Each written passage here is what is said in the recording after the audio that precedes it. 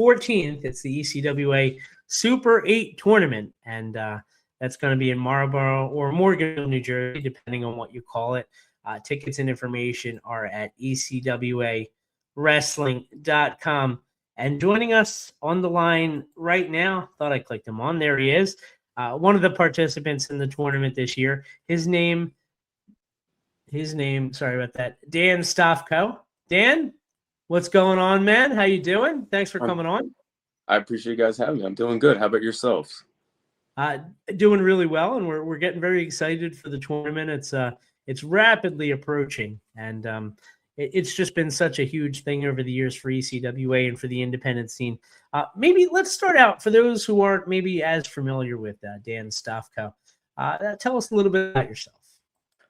Well, first, my apologies. I'm getting over sickness right now, so if I have to clear my throat a lot, pardon me.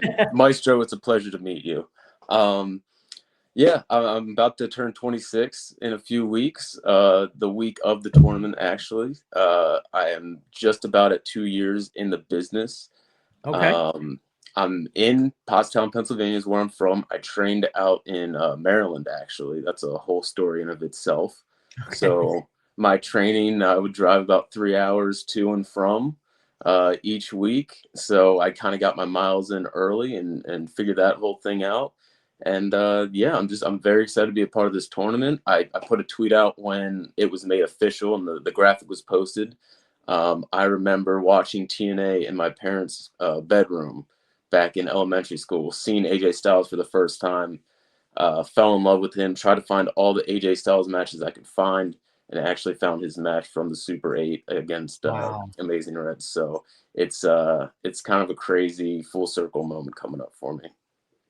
Have you given any thought then to like this legacy that the Super 8 presents? Like how many men and women have come through these brackets and went on to do like major things in the industry? Has that really hit you yet? It comes and goes. It's funny. Somebody I look at as a mentor is Chris Wilde, and he competed, I believe, twice in the Super 8. So he's done so much for me in my career. And this past weekend had a show with him. And he came up to me, and it was a cool moment to, he congratulated me, but then gave a lot of really good advice. And in his first Super 8, I believe he wrestled Alex Reynolds in the first round and defeated him, and then wrestled Tommaso Ciampa in the second round. Okay. And, knowing somebody that was in it that may not be the biggest name, especially compared to some of the legends that have been in this tournament, is pretty cool. And I think there was definitely some imposter syndrome, seeing all the posts of the past and then even the current guys in the field. I mean, I'm not dumb. I see some of the guys in this tournament, and they're where I want to be. They're in some of the bigger indies, not just on the East Coast, but independent scene as a whole. We have GCW guys, Beyond guys, and I'm kind of an unknown. I don't know if many people know who I am in this tournament. And, I'm not silly when guys aren't saying my name when you ask them about, who do you want to wrestle? I'm not sitting here thinking, they're scared of me. They just don't know who I am. And that's perfectly fine. But they will at the end of it. That's interesting. Now you broke up there for a second when who was it that you mentioned that you knew from the Super 8? Chris Wilde. Chris Wilde. Yeah. Tremendous guy too, a great friend of the show. And what a fantastic mentor. And you talk about being like a relatively unknown. Another name that jumps out at me is Austin Aries. In 2004, I believe it was, he was or probably was earlier, but when he was coming up, the Super 8 was really like his first East Coast booking. He had only worked in the Midwest up to that point, and no one knew who he was. But then after Super 8, not long after that, came the Ring of Honor thing, and he just kind of took off. Have you given thought to the way Super 8 really takes a hand in helping to give exposure to guys like you? Yeah, I mean, I saw it firsthand when the post went up. Like, I saw it in the social media engagement. That's a great way to know kind of what's working and what's not. I saw the engagement that day, and I see it every time that I'm, collaborated on something. I won't lie. Like that's the one thing about me. Like what you see is what you get. There's no character here. I am who I am. And there was some self-doubt. Like I'm not gonna lie. There might even be some still. And there's a chance I get in that ring and there's self-doubt and I could crumble. I haven't done that before, so I highly doubt that's gonna happen. And anybody that's across from me is gonna get the best of me. But you know, the one thing I've been telling myself is that somebody believed in me. At least one person. That's how I got into this, right? Right. All the Right. people that sent stuff in, and I was one of 7 others that got selected. So there's no reason for me to doubt myself. I obviously belong because many people believe in me. So it's a great opportunity, and I'm not going to let it pass up. So. Well, one of the listeners, they want to know specifically about you. Like, how would you describe your style? Like, if you've never seen like a Dan Stofko match, like what can they expect on March 14th? A style bender. I like I that. I'm a big fan of many things. Obviously professional wrestling, movies, cartoons, anime, many other sports. One of my heroes is a mixed martial artist named Israel Adesanya, and he calls himself the last style bender. And I remember I believe I was 18 years old, and maybe even 17, and I heard that name, and for whatever reason, it rung and stuck with me. Because if you're only good at one style, that means you only have one plan, right? Right. And if you go into a fight with one plan and that plan doesn't work, you're screwed. So I'm always ready for something I can adapt. I love all styles of professional wrestling. I might have my preferences, and if you watch a match of mine, you can probably see what that is. But I like being able to dabble with a little bit of everything. All right, very cool. Now you mentioned kind of a lot of the other competitors in the Super 8 being, I think the way you put it was like they're kind of where I want to be, kind of moving forward. Is there anybody in particular that you're hoping to get paired up against? Not specifically. I wish I had a specific answer because I think that's a lot Yeah, more entertaining than saying like, "Oh, I'll take on anybody." But like, if you're gonna want to do what we all want to do, right, and win the tournament, you're gonna have to win 3 matches. You're gonna have to face 3 competitors, and those 3 are gonna take out the rest of the field. So, truthfully, I don't have a specific name. I know ECWA's own Say Morgan, I believe, yeah. is in this tournament. It would be kind of cool to match up with the hometown guy. I know, he's not from the area, but I think that would be pretty cool. But ultimately, I plan on wrestling 3 times on March 14th, so whoever. All right, and obviously with it being 3 matches, I'm guessing your cardio is up for it. Always, always. I mean, Okay. look, if you have to get ready for this, then that's a problem in of itself. And I truly don't think anybody is having to necessarily prepare for this tournament. Like, I don't Mhm. think you just kind of get lucky and make it into this. So I think everybody's going to be coming in the best version of themselves. I don't want to say 100% because you can't really be 100% when you're doing this for a living. Yeah. But the best version of ourselves on that very day. No, I like that. Now, you mentioned Maestro, and we're lucky enough to have him on the phone with us each and every week. Maestro, any advice for this young Padawan as he gears up for the biggest tournament of his life? Dan, all I gotta say is it's a big honor to even be a part of this tournament, much less having the prestige of potentially winning the Super 8. So all the best to you, Dan. I Really. really appreciate that. Thank you. Have you given thought beyond the tournament, Dan? Like, what sort of things do you want to like achieve in wrestling? And it can be just kind of general stuff, but like, what are you looking for out of all this? Every day. I mean, I wake up and the first thing I do is I read the Bible.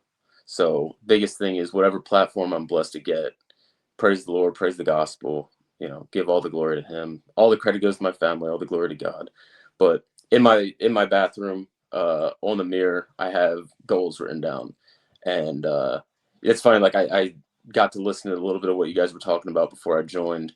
And you guys were talking about WrestleMania and the WrestleMania moment. If I'm being completely honest, like this might be dumb to put out there, But again, I'm just an honest person. I never had like a WrestleMania dream. Mine was Wrestle Kingdom. What made me Okay. fall in love with wrestling was New Japan Pro Wrestling, Japanese wrestling as a whole. Um, some of my heroes, the people that have got me into this business, are Japanese wrestlers or just strong style wrestlers. And my dream has always been to main event Wrestle Kingdom. I love that style of professional wrestling. I love watching it. I love trying to participate in it. Still trying to grow that into the arsenal. But that's the dream. I want to go to Japan. I want to main event Wrestle Kingdom, and all those things. You know what's really cool? I don't know if you even know this, Dan, but the original ECWA Super 8, like it predated Ring of Honor. And a lot of like that, because it was like based on honor and respect and those sort of things that weren't very common in wrestling in like the late 90s, early 2000s. But Ring of Honor started because of movements like Super 8. In fact, there were Ring of Honor people that kind of plucked talent from ECWA in one of those early Super 8 tournaments. And as you know, I mean, Ring of Honor, much like New Japan, like it kind of revolutionized the way a lot of people were looking at wrestling 20, 25 years ago, you know? So in a way, this is kind of like your big break in that environment. Yeah, no, I 100% agree. I mean, again, I love pro wrestling, and that includes sports entertainment. It's not to, Mm-hmm. it's not to, nay anybody's, preference, if you will. But I fell in love with the sport of pro wrestling. The idea of I want to be the best, so I will wrestle the best. And don't get me wrong, like I love, I can get into some of those fun storylines and stuff like that. But Yeah. pro wrestling is real. I don't care what anybody says, and it is a sport, and we are competing with one another, and that's what made me fall in love with wrestling. Just like many kids, like I caught that wave and loved wrestling as a kid, and then you fall out and you get back in, you fall out. Right. And what made me fall in love with pro wrestling, say that's what I want to do, is watching New Japan Pro Wrestling. And then, going back and finding the old stuff accidentally. And even before that, watching WWE, like Rey Mysterio was my guy at first as a kid. Okay. And, I was so obsessed that I was, all over YouTube. And I was watching indie wrestling without knowing I was watching indie wrestling. Like I found Rey Mysterio versus Eddie Guerrero versus CM Punk when Rey Mysterio wasn't wearing a mask, So yeah, like this is what I want to do, this style of wrestling. So I'm very excited to be able to do that and showcase it. Very well said. So if people want to kind of follow along with you, what's your social media presence like? It's at Dan Stofko on everything. I post a lot every single morning. Post a Bible verse. Not trying to shove down people's faces by any means, but I get a lot of good feedback about it. People need to read some of those things. So every morning you'll get that, and you'll get match clips, photos from in matches, maybe just random photo dumps of stuff I'm doing around, the house or whatever. But Right. Instagram, Twitter will kind of get off into tangents about sports or maybe, stuff like Star Wars. You mentioned Padawan. I'm a big Star Wars nerd. Facebook, same thing. So I'm all over the place with that stuff. No, it sounds fantastic. Dan, I want to wish you nothing but the best. And we'll be seeing each other in a little less than a month now for the Super 8 tournament, March 14th, Morganville, New Jersey. Tickets and information, once again, ecwawrestling.com. Before I let you go, Dan, I got a huge favor to ask, if that's okay. Absolutely. Get you to record what we call a bumper to play on the beginning of the show. Basically, just identify who you are. Remind people that they're listening to In the Room. That's the name of the show, In the Room. And we'll have you on your way. But then when you do become big and famous in Japan, we'll be able to play that bumper all the time because we were like best friends or something. Absolutely. Does that sound good? All right, cool. So I'll let you craft it however you want. The name of the show is In the Room. And I'll give you a countdown if you're good. Yep. 3, 2. My name is Dan Stofko, and you are watching In the Room. Awesome. Dan, thank you so much for the time. Best of luck. And I can't wait to meet up with you in about a month. Likewise. Thank you guys so much. Thank you, Dan. God bless. Take care. Yeah. God bless. There you have it. Dan Stofko, East Heavyweight Super 8 tournament, March 14th, Morganville, New Jersey. And we're going